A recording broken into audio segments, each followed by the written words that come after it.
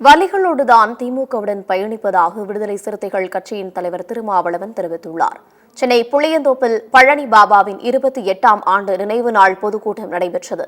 இதில் கலந்து கொண்டு பேசிய திருமாவளவன், விசிகவின் அரசியல் வளர்ச்சி பாதிக்கப்பட்டாலும் தமிழ்நாட்டில் சனாதனத்தை வேறறுப்பதே தங்களது நோக்கம் என்று தெரிவித்தார். சனாதனத்தை திமுக, திராவிட கழகம் எதிர்க்காவிட்டாலும் விடுதலை சிறுத்தைகள் கட்சி தொடர்ந்து எதிர்க்கும் என்று திட்டவட்டமாக தெரிவித்துள்ளார். 4 இடங்களை 8 இடங்களாக ஆக்க வேண்டும் என்கிற முனைப்பை விட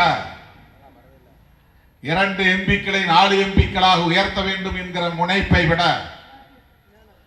பிற்போக்கு சக்திகளை இங்கே வேறுபிடித்து விடக்கூடாது என்று தடுக்க வேண்டும் என்கிற முனைப்பு தான் விடுதலை சிறுத்தைகளுக்கு மேலோங்கி இருக்கிறது. திமுக கூட்டணியில் இருக்கிறோம், திமுகவோடு எங்களுக்கு விமர்சனம் இல்லை என்று பொருள் இல்லை. திமுக அரசோடு நாங்கள் பயணிக்கிறோம், திமுக அரசோடு முழுமையாக நாங்கள் மனநிறைவோடு இருக்கிறோம் என்று பொருள் இல்லை. விமர்சனங்கள் இல்லாமல் இல்லை, வழிகள் இல்லாமல் இல்லை, ஏமாற்றங்கள் இல்லாமல் இல்லை.